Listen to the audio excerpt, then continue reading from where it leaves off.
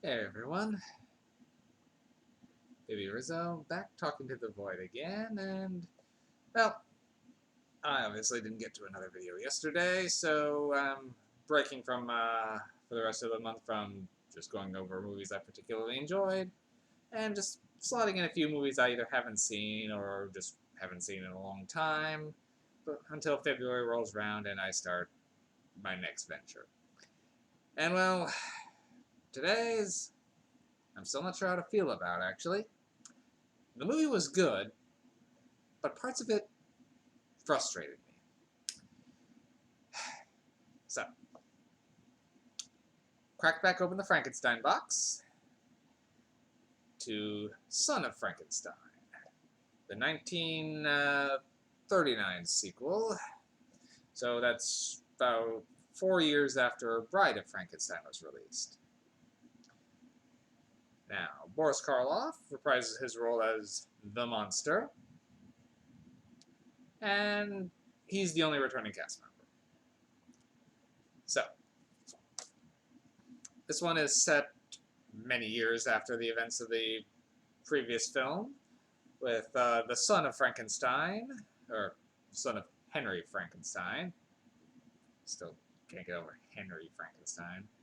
But his son, Wolf von Frankenstein. It's always listed as Wolf, not Wolfgang or anything else. It's just Wolf von Frankenstein. Okay. Him, his wife, and his son, Peter von Frankenstein, are returning to the old country from America to take in the inheritance and reclaim the ancestral seat. And they're met by an inspector who says that you guys are pretty not welcome here, but go ahead and try. I'll be on hand if you need anything. Now, Wolf Frankenstein is a bit of a scientist himself and is fascinated with what his father did, but is more wants to understand it and doesn't want any preconceived notions about good and evil to cloud that. But he finds Igor, who has been living in his father's old lab, who's been keeping the Frankenstein monster. And however, the monster seems to be in a coma, and he wants Dr. Frankenstein's help to help save his friend. And things go different from there. Now, first off, a couple things of note. So most things that in pop culture that I'm familiar with portray Igor as the hunchback's assistant of Dr. Frankenstein. Uh, However, back in the first Frankenstein film, I kind of grasping at what his name was, but there was a hunchback sidekick, but his name was something else. I can't quite remember what it was, and I'm just seeing if it's listed on. Unfortunately, my thing here doesn't actually say that, so I don't recall what his assistant's name was, but it was not Igor. Now, Igor's appearance in this is not a hunchback. He's a man who has a broken neck. So essentially, he has his head cocked to the side and says that he was hung and died but didn't die. So that's why Igor is the way he is. Now, Igor in this is played by Bela Lugosi, and very well, actually. He's kind of a standout in this role as trying to as kind of the impromptu villain of the film, really, as he's been trying to use the Frankenstein monster to seek revenge on the jury that convicted him for body snatching. So they say, as he keeps putting it. His role actually has a good amount of humor to it, and the deliveries that Bela gives are really good. My problems with this film come from continuity. I'm a big continuity buff, and I like movie series to keep tight continuities, and even with series that aren't meant to have one, I try to puzzle one out. I've had a hell of a time trying to piece together a Godzilla continuity, but there we are. So, however, with the Frankenstein series, particularly when later they start spinning off into the other movies and doing some crossovers, a cinematic universe, sort of, well before they ever actually tried. Anyway, I assume because they were doing that, they have an okay continuity. Apparently not. And that's the problem I'm having here. Some of the differences are minor and forgivable. Like they see the tomb of Henry Frankenstein, however, it's Henrik Frankenstein. Okay, so they're de-Americanizing it a little, but still keeping it same-ish. Okay, fine. They've really changed around the Frankenstein lab. There's a big sulfur pit that leads to a cave system now. Okay. Sure. In the first two films, his lab was a ways away from his estate. There's always like a way to get out there. In this one, it's just down the hall, really. It's like an outbuilding, but still forgivable. Okay. They couldn't get the same sets. It's been so long. Fine.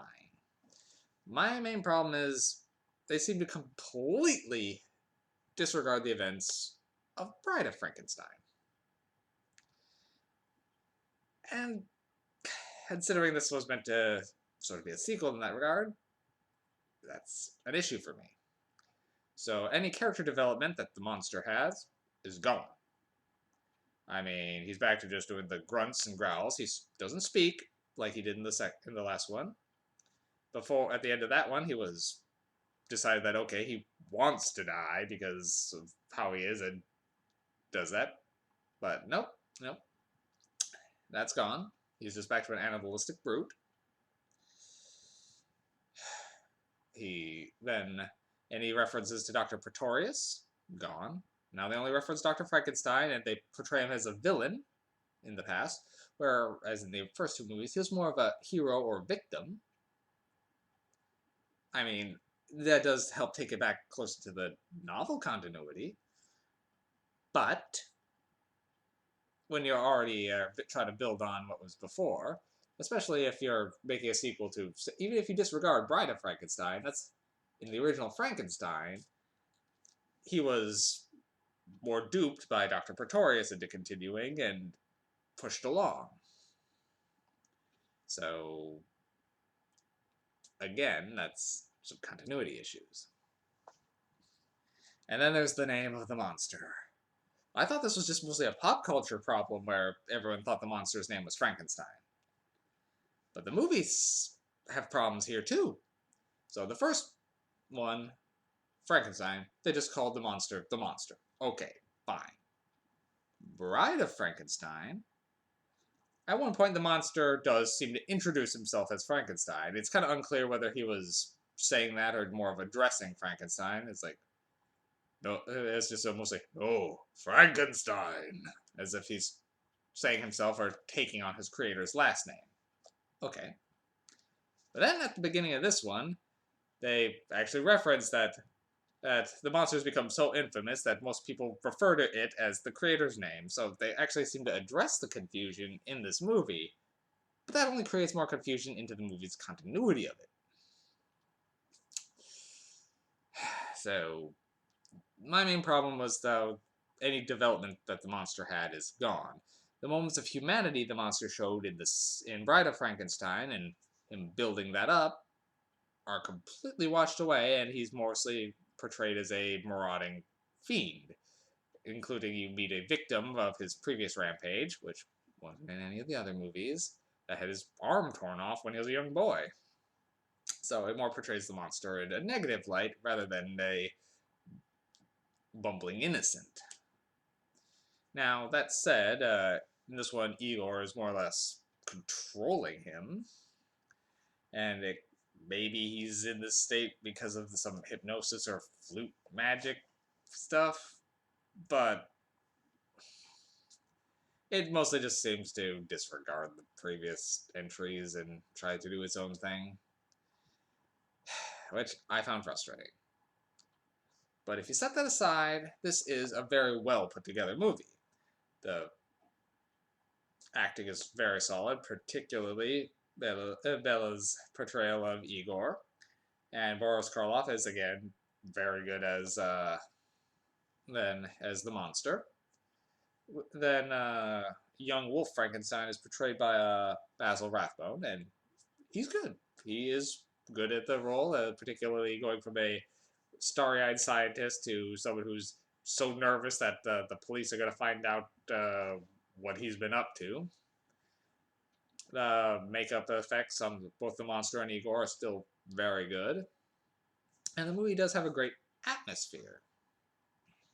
And this one is the longest running of the Frankenstein films, beating all the others by a full half hour. So it does take its time to actually address things and ease you into all this. And it works very well as a standalone, but considering it is trying to build on the Frankenstein story, and I think that after this they do start merging films a little bit more. So, continuity problems, but it is a solid film on its own. This one's getting because that did make it harder for me to get into it personally, so I'm giving this one just a 3 MacGuffins. It's good and worthwhile, but I don't know if I'd watch it too often or revisit it as much. Mostly because Bride of Frankenstein is still one of my favorites of the old school Universal monster movies, and this one's completely disregard of it did kind of hit me a little. Alright, that's all for this one. Might get a couple more of these freestyle ones in before February hits, when I begin to take a look at the opposite of January, when I was doing my favorites. Now I'm going to be pulling up some of the worst movies come February. So, look forward to that if you enjoy seeing me suffer. Well, that's all from me tonight, and see you next time. Take care.